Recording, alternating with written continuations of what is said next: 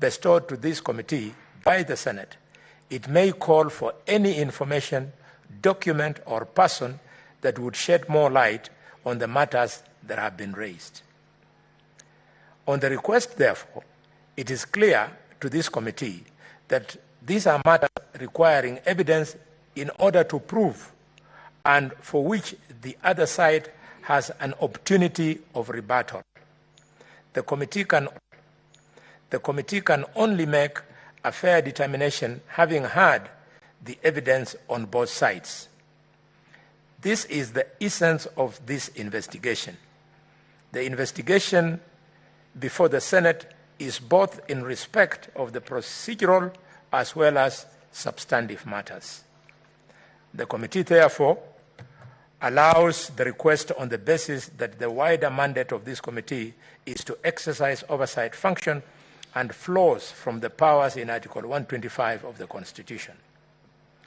Based on the foregoing, this honourable committee finds and holds that the facts and issues herein can only be determined after the substantive hearing of both parties on the basis of relevant material and evidence on this matter, and that it is in the interest of justice that the governor's application, that the supplementary affidavit and the flash disk be admitted to the record. In the interest of fairness, the County Assembly shall have time and be allowed the opportunity to cross-examine and rebut the evidence during the course of these proceedings. The County Assembly is hereby permitted to file and serve any response by close of business today. I thank you.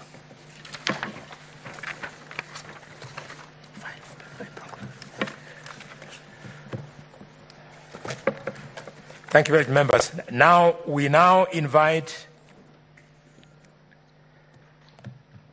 both parties to make their opening remarks, opening statements. Each will have an opportunity of doing so within 40 minutes, and we will start with the County Assembly. On behalf of the County Assembly of Meru, Council, you have 40 minutes.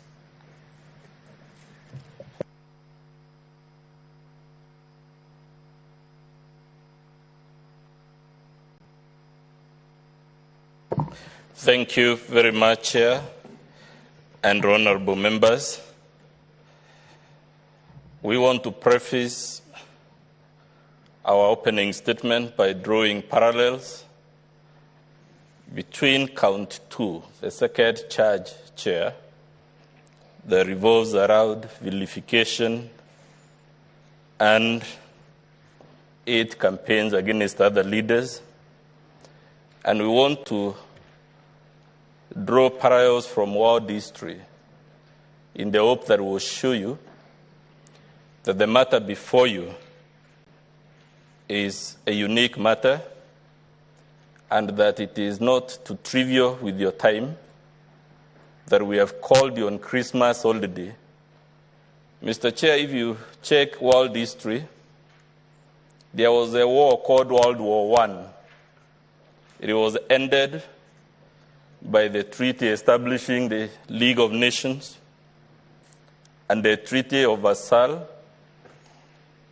in which, among other things, it was resolved that time the Republic of Germany would not do certain things in the hope that there will be never again in human history a war of such large scale. Shortly after the First World War, there came a leader in Germany between the year 1933 and 1945. This leader was very popularly elected, Mr. Chair. He enjoyed fanatic following throughout Prussia or Germany, if you like. This leader had little to no regard for other leaders or alternative views. But why we thought this is the right place to start, Chair, is how this single leader sat the entire world into a world war. Just like the governor before you has a war with all the 69 MCAs, has a war with the speaker, has a war with the senator, has a war with the Catholic Church, has a war with any leader from whatever direction of the campus. That's exactly what this leader in Germany did, and specifically, the German leader militarized the Rhine region, which is the border between Germany and France to the southwest, in breach of the Treaty of Versailles.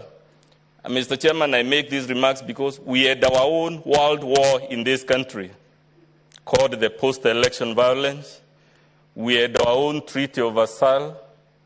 We had our own Treaty for the League of Nations, and they are to be found in the Constitution of Kenya, 2010. They are to be found in the law on leadership and integrity. So how was the German leader able to suck the entire world into a war which some of our relatives, my grandfather, for instance, went to fight in Burma, in a war Africans had nothing to do with? So it begins by militarizing the Rhine region bordering France, effectively declaring law with France. How did the world powers of the day react, Chair? They said, let's make peace. Let it militarize, never mind it's unlawful, but we don't want war, we want peace. Because we are making this knowing you'll be told, let the MCAs go back to Meru and make peace with their governor. No sooner had he invaded or the militarized the Rhine region, then he invaded and annexed a country called Austria to the south, contrary to the Treaty of Versailles that forbade the union of Germany and Austria. So he is at war in the southwest with the France, he is at war to the south with Austria. What does he do to the east, Chair? There was a small region in Czechoslovakia that he says has a few people who speak Germany. So he asks that Germany be allowed to annex that part. And of course, this was an act of aggression. Prime Minister Chamberlain in the UK, the American president, and the other people who would have stopped these gradual invasions decide, let him have that part. We want peace for our lifetime. In fact, the policy, those who have read history, was called the policy of appeasement. Let's make peace. If this leader wants this region, let him have it. So he was given that region in peace. What does he do after that small region is invaded? He occupies and invades the entire of Czechoslovakia. What does he do in the northeast? He says, there is a region in Poland which is on the northeastern border, and it is some few people who speak German. Therefore, it should be allowed to annex it to Germany. Again, this was an act of war against Poland. Prime Minister Chamberlain, Delano Roosevelt, across the Atlantic, they are all deliberating on all this expansion and acts of war. And then they said, pursuant to the peace policy, let him have the small portion. Then what does he do? He gets that portion in peace. He invades and occupies the entire of Poland. Then, so far he has occupied France, Czechoslovakia, Austria. He had the UK now to invade. He discovers that he has to cross France through the English Channel to occupy the UK. Unfortunately, he didn't have a military, and specifically a navy capable of beating the British military. So he decides he will overwhelm the UK through aerial bombardments. He's at war with the UK. Then as all this is happening, Joseph Stalin of the USSR decides, like everyone else, this guy is out to occupy the whole of Europe and to declare war against everyone. Let's make a peace treaty with him. And actually, the USSR signed a non-aggression treaty with his leader from Germany. And they sat on their laurels knowing that unless everyone else who was receiving a beating, they could relax because they had a peace treaty with Germany. What does Hitler do? Soon after signing the treaty, he declares war on the USSR and occupies the USSR all the way to Stalingrad, all the way to Moscow. Again, the world is watching and saying, we should not beat the bullet and remove this leader from power. Let's make peace with him. At this point, Chamberlain lost. By the time he was invading the USSR, Winston Churchill comes and calls the peace policy, the policy of making peace with this rogue leader, and tries to persuade the United States to join them to liberate Europe from this rogue leader. The United States, just like the UK, takes a peace approach and says, those are your wars in Europe. You are 11,000 miles away. Why should we join you to fight Hitler? So America says it's not getting involved in anybody's war. 3 days later, Adolf Hitler declared war on the United States, a country 10,000 miles away, separated by an entire ocean. After that, Chair, Adolf Hitler decided he was not done with fighting countries. He decided he is fighting certain human groups. He identified Jews, Slavs, and whatnot. And to cut it short, Chair, by the time this rogue and untamed leader was done, the entire world, from Japan to Australia to Africa to Americas, was in a war created by one person, one leader, in what initially appears like small individual acts of aggression. None of them in isolation looked serious. And because of the policy of appeasement, by the time he was done, 50 million people were dead across the world.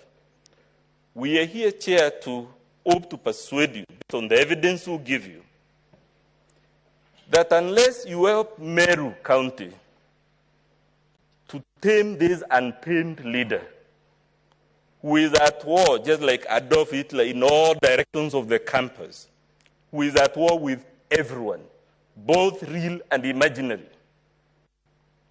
Chair, it will be an unmitigated disaster, to borrow the words of Winston Churchill. The motion before you, Chair, revolves around gross violations of the Constitution, gross violations of various county and national laws, abuse of office, and gross misconduct. It raises in total, although the counts are clustered, there are 6 main counts here, and when we listened, under each count, there are several specific allegations arranged thematically under 6 clusters. When you do your count, Chair, you will note the motion raises 62 violations, 6-2, of the Constitution and laws of Kenya, all committed within the remarkably short period of 64 days between 6th of September and 9th of November. So, Chair, you have an untamed governor who on average grossly violates the Constitution at least once per day. It must count for something, Chair. This motion was placed before the Assembly on the 14th of December.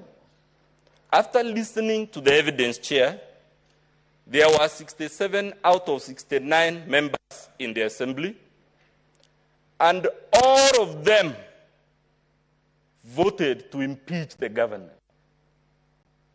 The score was 67-0. When we get there, Chair, we'll be telling you that must count for something.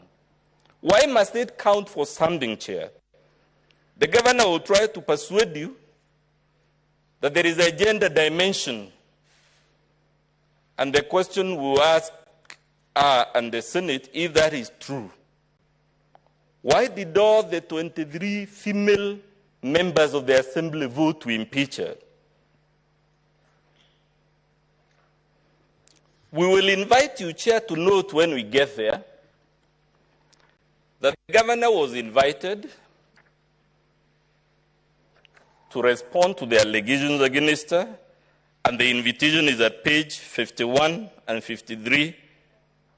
Rather, it is in our volume 3, page 49. And she did not, Chair, avail herself of that opportunity. To the extent that she did not take the opportunity to exonerate herself before the Assembly, we'll be urging you when we get there that it is trivial for her now to come before the Senate and tell you 1,000 ifs and buts. Chair, the allegations were read under the first thematic category of the violations. We will note you to note under the first charge, there are 19 violations. Under the second charge, there are 30 gross violations. Under the third charge, Chair, which is at ground 13, there are 4 gross violations. We will note you to note at the fourth cluster, there are 3 gross violations. And under the final cluster of the charges against her, there are 6 gross violations, making it the total of 62 that I alluded to. We will be presenting evidence, Chair, in the form of oral testimonies by the mover of the motion called Dennis Kiogora, by one of the MCAs called Mwenda Ivili, by a woman MCA called Lucy Mukaria, and a Catholic priest by the name Elias Kinoti. We will be relying on the motion itself and the annexes to it to show these violations, Chair. We will be playing before you the video clips that were submitted to the Senate and the County Assembly showing evidence of the violations. And of course, pursuant to your rules, we have filed witness statements that we rely upon. And in short, Chair, from the record you note, we have filed 5 bound volumes of documents that we'll be referring to show these violations. Chair, when we reflected on this matter, sometimes it is easy to be caught in the legalese, in the legal fine print, and to miss the big picture. We suggest, even as we must confront the legalese, even as we must confront the evidence and its merits and demerits, these are the overarching questions we suggest you will have to reflect upon, and just like the evidence should weigh on the scales, these questions equally should weigh in your mind. Question number 1. Why didn't the governor avail herself of the opportunity to defend herself before the Assembly? Especially when from the record, the document she now purports to place before you, most if not all of them, by the date appearing on them, were in existence and were available and should have been available to her when the matter was before the Assembly. Chair, the second question would be, would it be fair for anyone to argue or conclude that given all these fights with countless people, some of them not even in the county government, is it really possible that there is no fundamental problem with the governor on trial, and the problem instead lies with all these other people, the MCAs, the MPs in Meru, the senator for Meru, the cabinet secretary, the Catholic Church, the cartels, the corrupt. She has just too many people. She has waged constant wars. Is it really possible, can we fairly say, that the problem lies somewhere but not with the governor? We will ask you to reflect on that in your minds. We'll be asking you, is it possible? And of course, we know the Senate must make its own independent decision, and this is not an insult to the Senate, but is it possible that all these MCAs are misguided and what they have is misconceived? They don't know what is a gross violation of the law. They have imagined all these things. They actually didn't take place. We will ask you very humbly to reflect on that. The governor will come and tell you, because he has done so in paragraph 24 of our affidavit, that it is too early in the day for us to be bothering the Senate with an impeachment motion less than 3 months after a general election. Chair will be telling you that, one, our Constitution does not know this idea of temporary impunity, that there is a period following the general election in which governors have a blank check to do whatever heinous crime or misdemeanor they fancy, because during that period, shortly after the election, the Constitution is suspended. But we'll also be urging you, Chair, that that is exactly what informed the appeasement policy with Adolf Hitler. Chamberlain was saying, we just had the First World War. We just need peace for our lifetime. Let him be for now. We'll be urging you, Chair, to consider whether, indeed, given the gravity of the evidence we placed before you, whether we actually haven't taken too long to come before the Senate. And our case will be that it is not too early. We have actually taken too long. We would have arrived much earlier had the initial process not been quashed at the High Court of Kenya for purely procedural grounds. Chair will be asking you to ask yourself the question, because the governor again has raised this issue in paragraph 3 of our affidavit, in paragraph 11, in paragraph 12 and 15. She tells you all these problems are because she's a woman. You know, if she wasn't a woman, she would not be subjected to all these problems. Chair will be inviting you to ask yourself, if that were true, how come all the women MCAs voted to impeach her? She cannot be the only woman in the government of Meru who understands gender issues. She will try to tell you, Chair, that forget this motion and the 62 allegations. She will tell you that's language used in our affidavit, that is about the Ward Development Fund. That's why the MCAs have collected all this litany of against her. It's within our right to raise it, but we'll be asking you, Chair, to ask yourself, if that were really the reason, why did the nominated MCAs, 24 of them, who have nothing to gain or lose from the word fund, the operative word, Chair, is that they have nothing to gain or lose, which means they have no interest in that issue, why did they also vote to impeach her?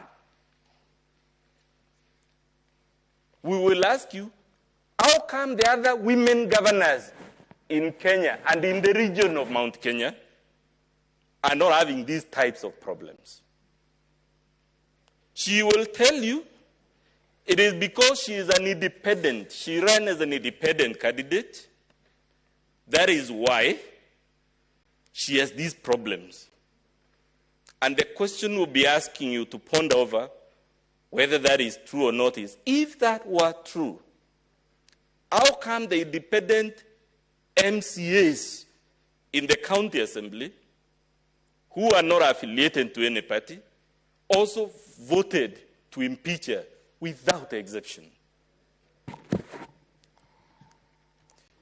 Chair will be asking you the broad question: if we are able to persuade you that the assembly has good evidence of the allegations, the question we would urge you to ponder in your mind is whether the Senate should look the other way around, should excuse these heinous crimes and misdemeanors because either it is too early or because the offender is a woman.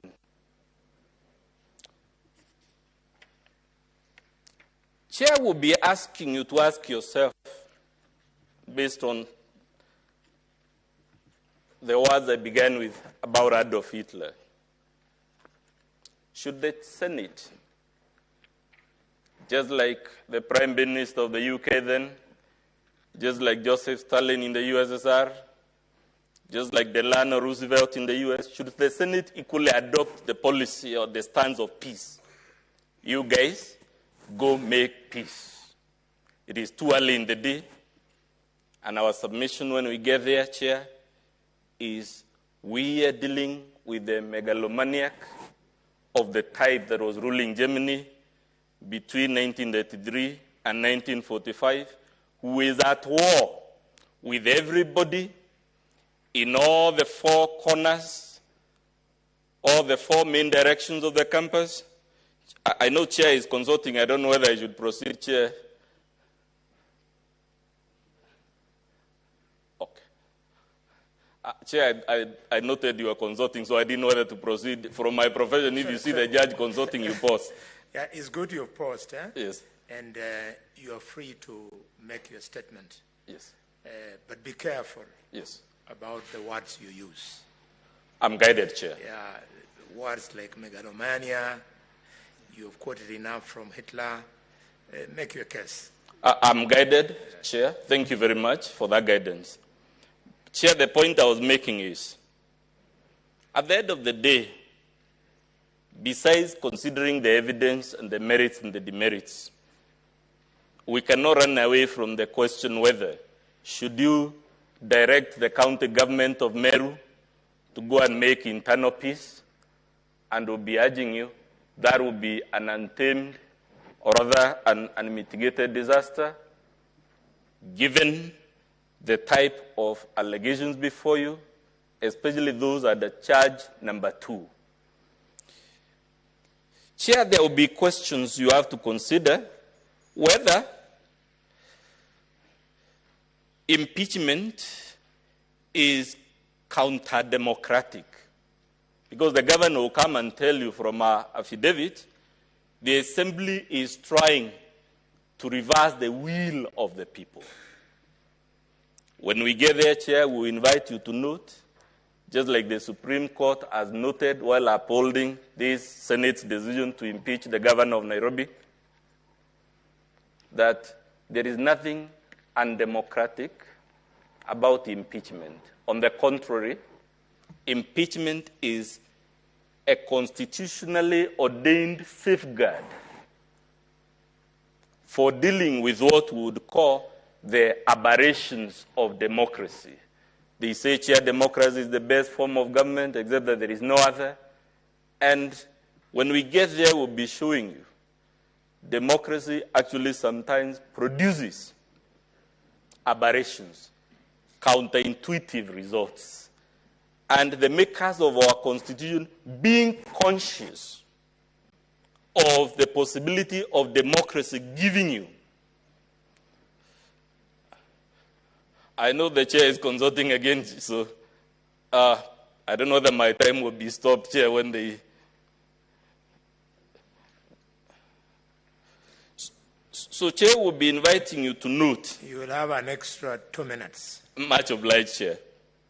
We'll be hoping to show you that, one, the claim that asking you to impeach is counter-democratic and it is overturning the will of the people is not correct for several reasons. One of them is that impeachment is a constitutionally ordained mechanism for dealing with leaders of the type we have brought before you. We'll be telling you the claim that the governor was vastly elected, the exact language she has used to support that argument is that she was elected by a vast majority, is not correct. When we get there, we'll show you actually she was not even elected by a majority in the first place, leave alone a vast majority, because she was only elected by 41% of the persons that turned up at the ballot. Chair, she would also try to ask you to read. We have taken the liberty to bring to you both a public participation report and the raw memoranda submitted from all over the county. And we'll urge you, when you read them, you will actually find it is not correct to suggest that impeaching this particular governor would be counter-democratic or a reversion of the will of the people.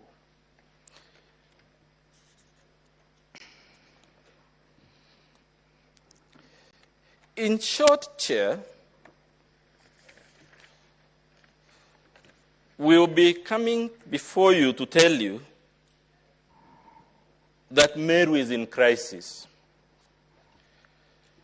And this crisis, if led to fester on, especially under a thinking of appeasement, a thinking of it's too early, a thinking of gender, we do not know whether Meru might turn out also to be another unmitigated disaster. Especially, Chair, when you're told the governor is not only fighting every passing day other elected leaders both at the national and county level, but she has also roped in the church. She is also at war with the church. Why is this a potential for an unmitigated disaster, Chair? We know what religious incitement did in Sudan, now split into Sudan and South Sudan. We know what religious differences have done between India and Pakistan in a place called Kashmir. We know in the UK, our colonial masters, what religious differences and incitements between Catholics and Protestants in Northern Ireland has caused for the last countless decades. We know, or should know, what religious incitement is currently doing in the Central African Republic. We know, Chair, or should know, something called the Biafra War in Nigeria between the North and the South, basically along religious lines. And Chair, what we have come before you is to tell you we are at the siege. Meru County is at the siege. We have come to you as the custodians of the devolved government to tell us, yes, this governor was elected by the people. She was elected democratically. But in this case, just like the country in Europe I began with, democracy has produced unintended consequences. And because democracy has produced consequences not intended, we must look at the solution the wise drafters of our Constitution put in place to deal with those consequences before they become an unmitigated disaster. And that solution is in Article 181 of our Constitution, as read with Section 33 of the County Governments Act, as read with the Standing Order number 65 of the Standing Orders of the County Assembly of Meru, as read with the Standing Orders of the Senate, and the schedule that sets the rules. We beseech you, Chair, please don't let Meru become an unmitigated disaster. In the Christian Bible, Chair, there was a guy who was in a boat, and a storm came. And the people navigating that boat had to make a hard choice. Do we let everyone in the boat perish? Or do we sacrifice one person who is the cause of the storm? Do we let Meru County, with a population of 1.5 million people, go to the dogs? Or do we jettison the one citizen of Meru, much as it may pain us, much as we may be reluctant to do it, but at the end of the day, we urge you to do it because it is the right thing to do, it is the fair thing to do, and it is the only pragmatic solution to the problem in Meru. Thank you very much, Chair. Unless there is a question for me, I beg to take my seat.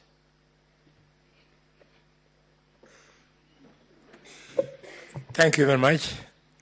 Senators, I don't know whether you intend to comment anything on the statement. I don't think so. We just let it hang.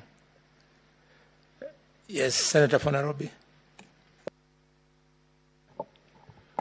Chair, the Council for the Assembly has taken us through the explanation of whether an impeachment is counter-democratic. I would want him to also address the question of whether a discharge of the governor from all the accusations that have been made here, if they are disproved, or whether if the threshold is not met, if that would also be counter-democratic in his view.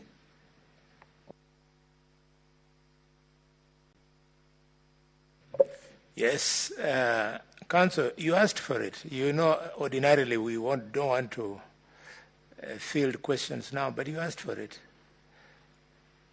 Chair, the answer is simple.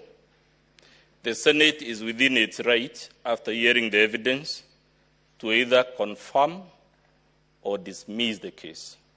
Therefore, there will be nothing counter-democratic in the Senate discharging its power one way or the other, because we didn't come here having assumed we must win our case. It must be taken that the person reposed or the ultimate power is the Senate, and the Constitution has empowered Senate to make that decision.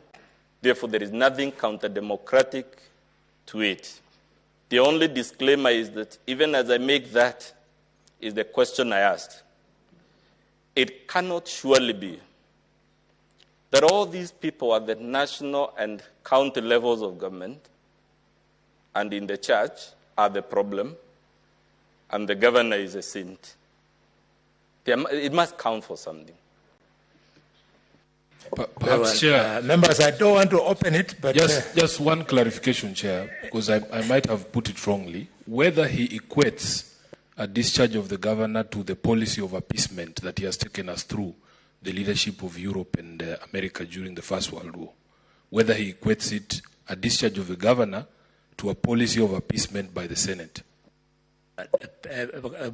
Council, just hold, take all three, and then you respond. Yes, please. Thank you, Chair. Chair, the learned friend has said democracy has produced unintended consequences. It's, Chair, I can imagine, the country has just gone through a general election which was democratically done. Would he then be saying that as long as the results did not produce the person for any level or for any seat that he so wished, then it will be unintended consequences? in Thank this. you. Thank you. Senator for Kiambu. Thank you very much, Chairman. Mine is to wish Ivoa to listen to the opening remarks from the other side, because, you know, the council has alluded that in the Bible they had to sacrifice somebody by throwing him into the sea, and that person had to be swallowed by the fish, and he went to another city to give good news. So, and that is Jonah. So probably if we give the governor, maybe he has the news. So we better listen to that side before we make other comments. Thank you. Yes, Vice Chair. Thank you, Chair. Following the same question that Senator Fokajado nominated us about the lawyer saying that all these people, the MCs and the church and the people who are accusing the governor, I want to know from him, which are the majority, the people who elected the governor or those people you've mentioned? Which are the majority? Thank you.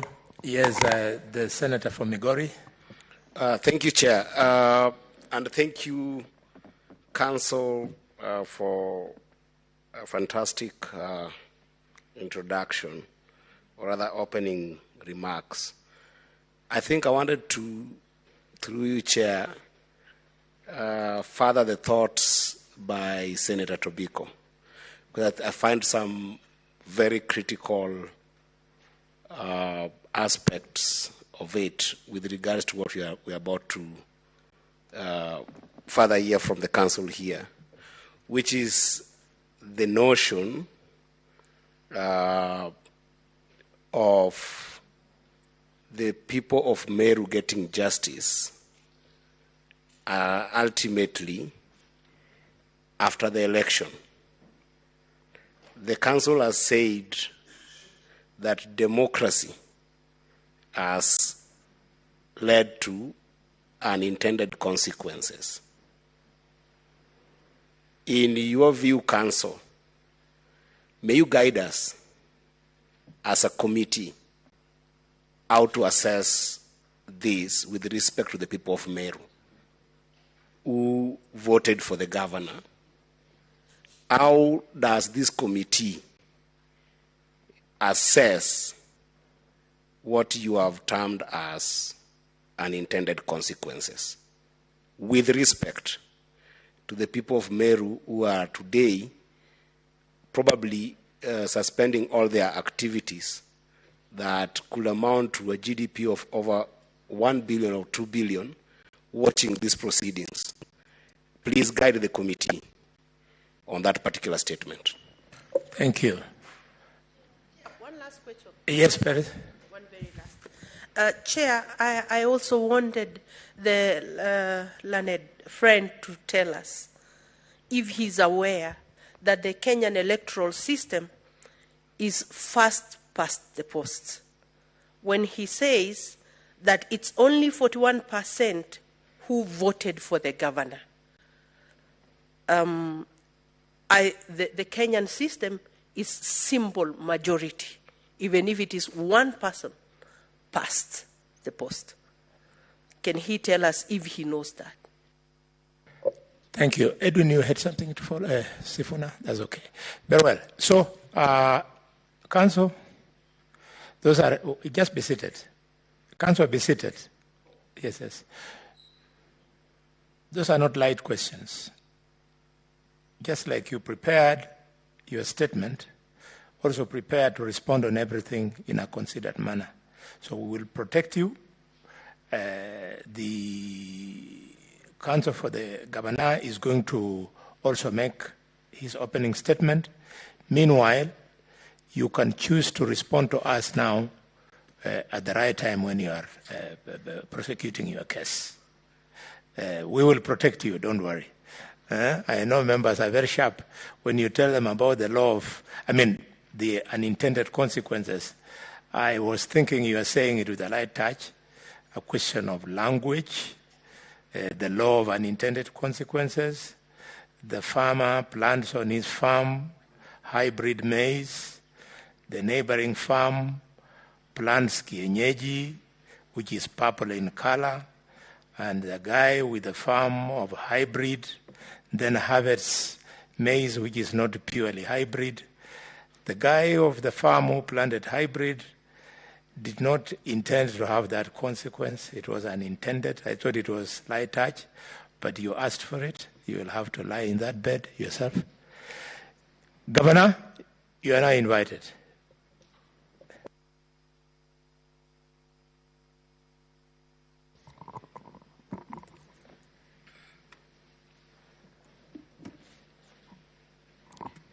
Thank you, Chair, for the opportunity, and good afternoon, honorable members of the Senate.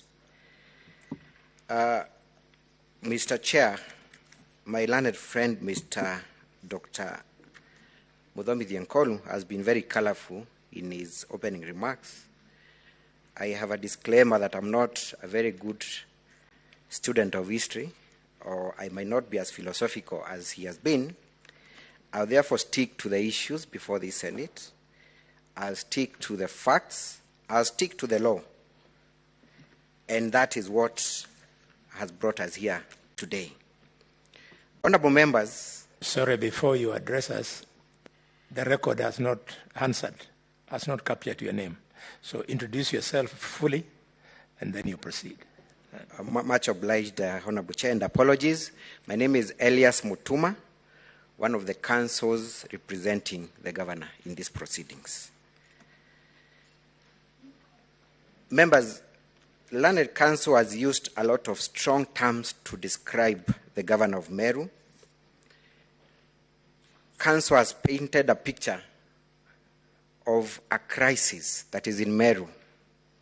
He's called it an unmitigated disaster, a crisis, and gone ahead to equate the governor of Meru with Adolf Hitler. We will be demonstrating that that is a creation by the MCAs, and that indeed the people of Meru do not perceive any crisis. They do not see any threat to them, that this is a contest between the executive of the Meru County and the legislature.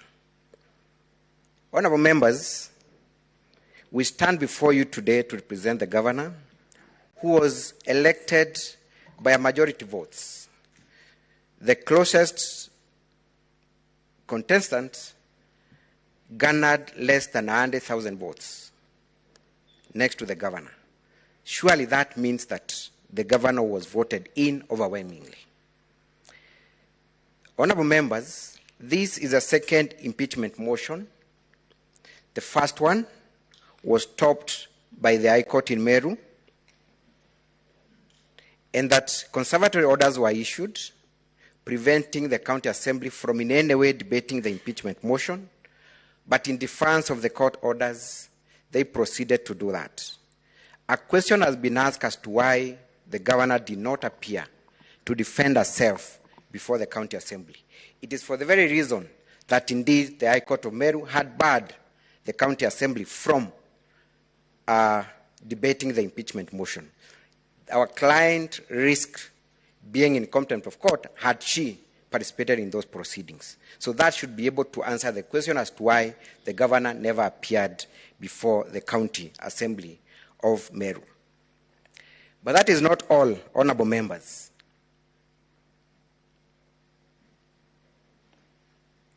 That is not all, honorable members.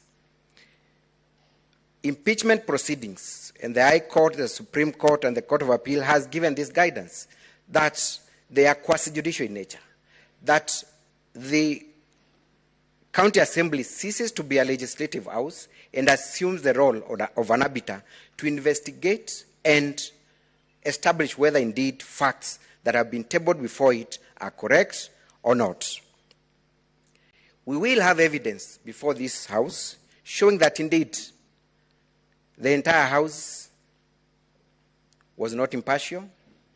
Before the proceedings, they all donned in uniform, chanted war cries, and promised to impeach the governor even before the mover of the motion had been given a chance to debate the motion. Our simple argument to that extent is that the House was not impartial, and that had been demonstrated even before the impeachment was properly placed before the House.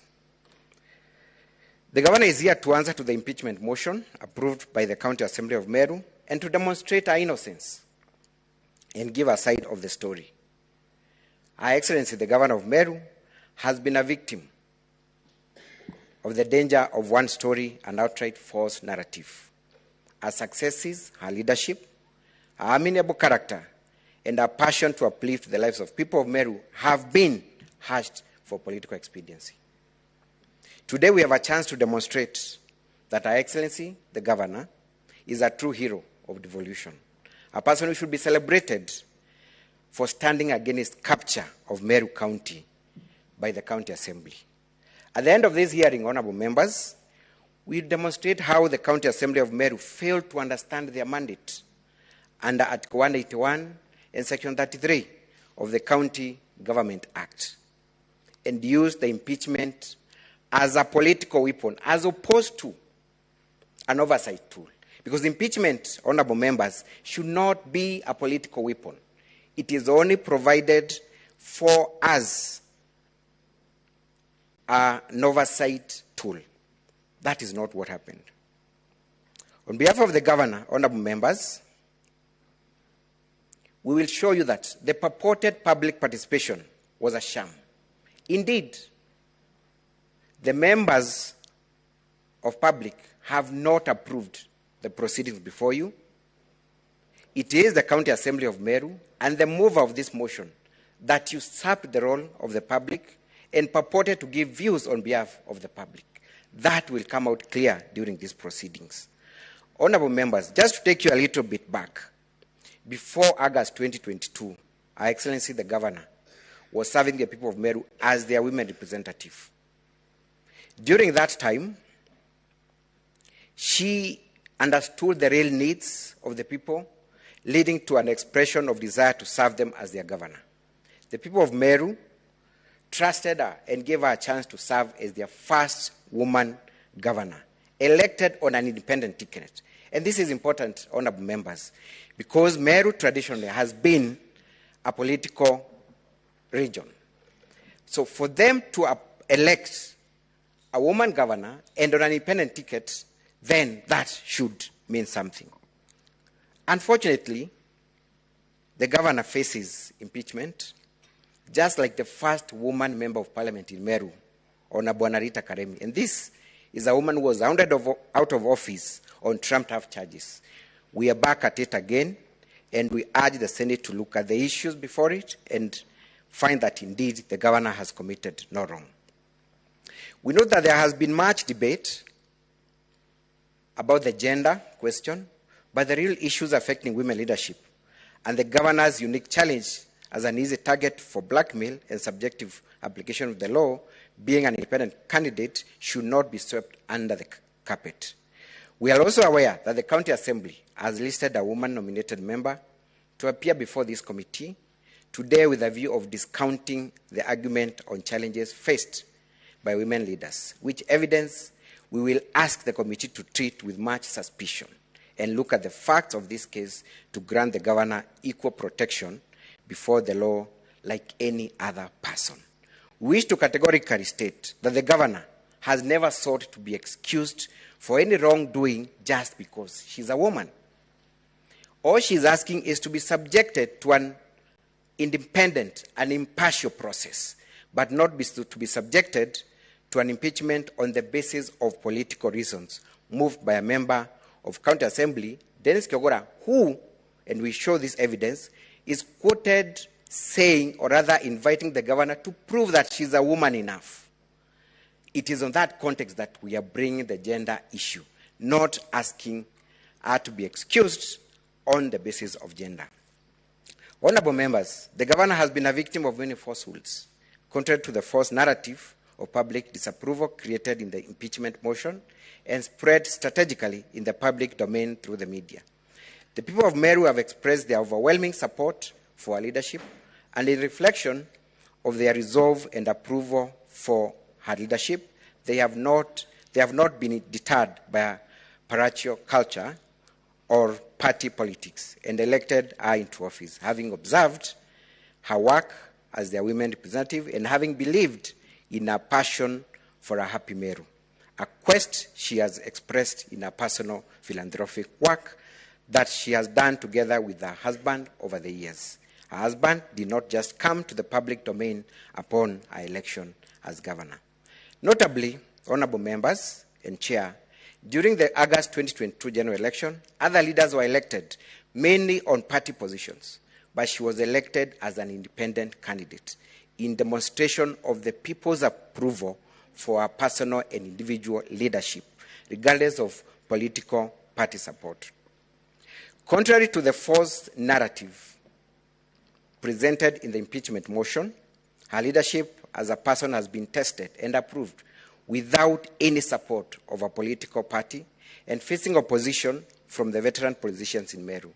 Her election is a clear demonstration that she is a leader who has appealed to the people owing to her personal character and leadership ideas. Her passion to uplift the people of Meru is not new in this, and this has been a mantra even before she ventured into politics. She has helped many people in Meru in her charity work, and this has won hearts and approval to elect her to bring changes in service as their governor. Honorable members, you will see from the evidence on record that the governor is very passionate about what she believes in and sometimes emotional about it. Honorable members, it is not a crime to be emotional. It is not a crime to be passionate about what you believe in. In some instances, the governor seeks to give instant solutions to the problem she faces when she meets members of the community. But then, even after making those political statements, she retracts and seeks advice and is guided and does things according to the law. She has not at any point violated the law, leave alone grossly so. Honorable members, let us understand the governor as who she is and give her an opportunity to serve the people of Meru. We understand that we are barely 4 months after the general election of August 2022, and the new national government has already faced this self-same challenge of not meeting their political promises, and as envisioned during the political rallies, since the law has to be followed in implementation as per the advice of technical experts. We also wish to point out that the governors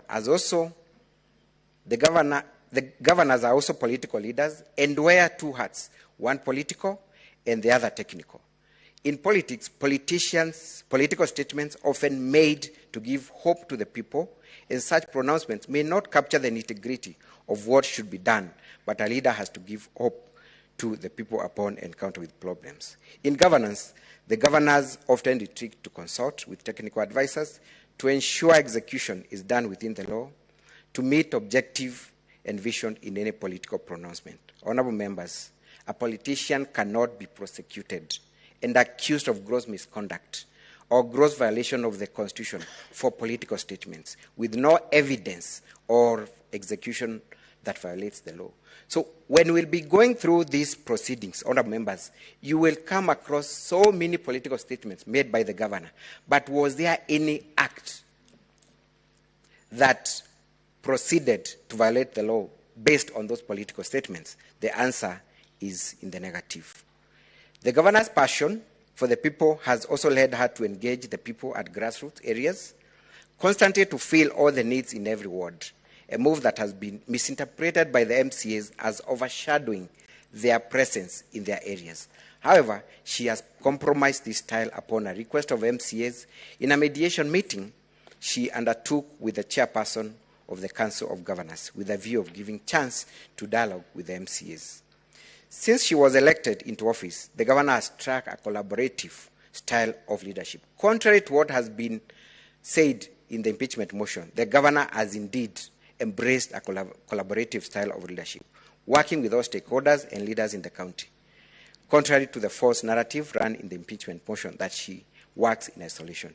She has made tremendous efforts, humanly possible, to engage the elected leaders in Meru County, but they have turned down our requests time and again. She has regard of all elected leaders. Turned out to be what? They have turned out to be what? They have turned down her requests. Oh, okay. Yes. She has regard for all elected leaders, and the evidence to be presented will demonstrate this.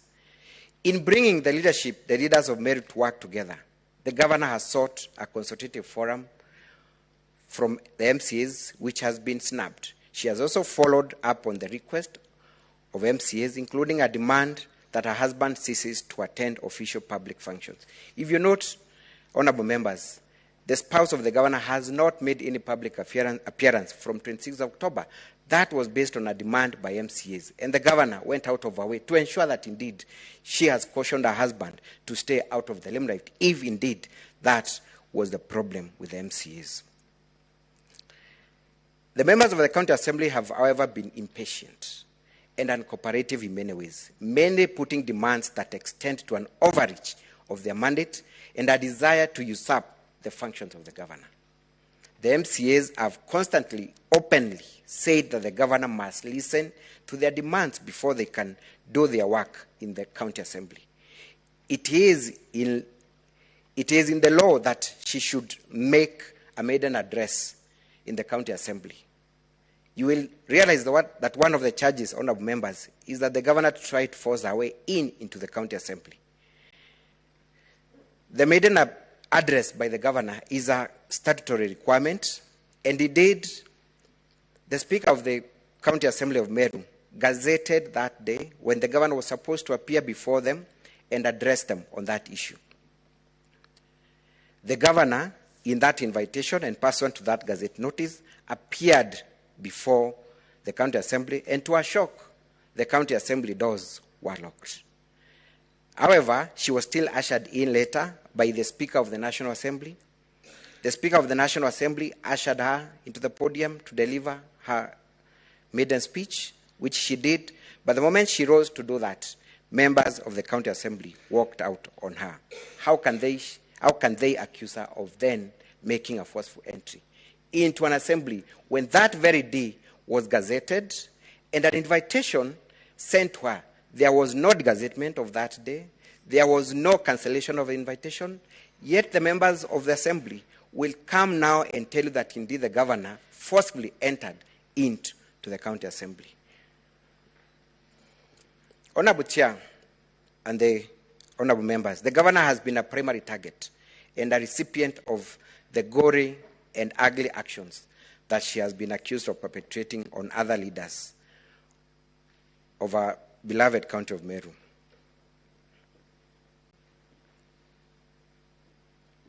There is no single evidence from any of the elected leaders in Meru, be it the senator, be it the cabinet secretary, that has come out to claim that they have been disrespected by the governor.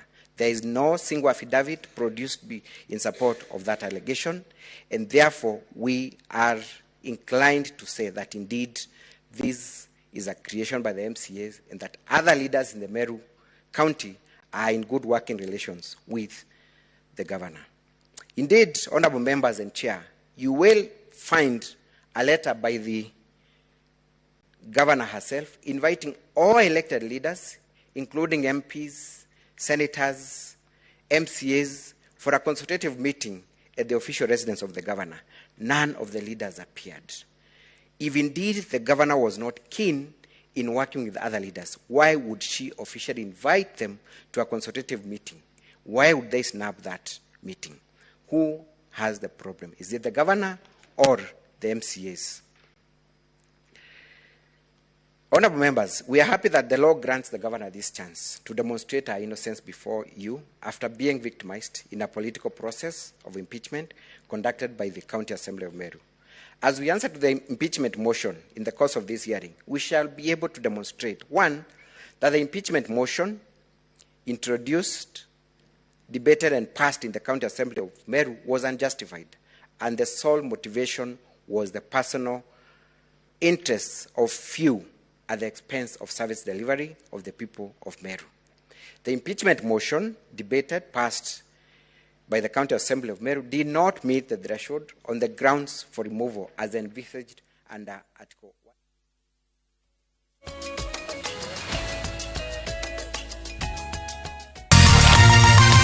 Ino ni shesheni ya Inoro TV.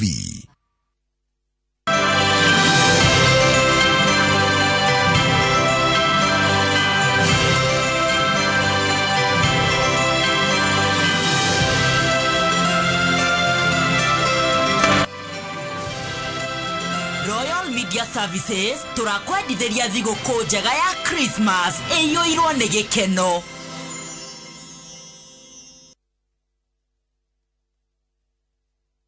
Kambuni ya Royal Mabati Factory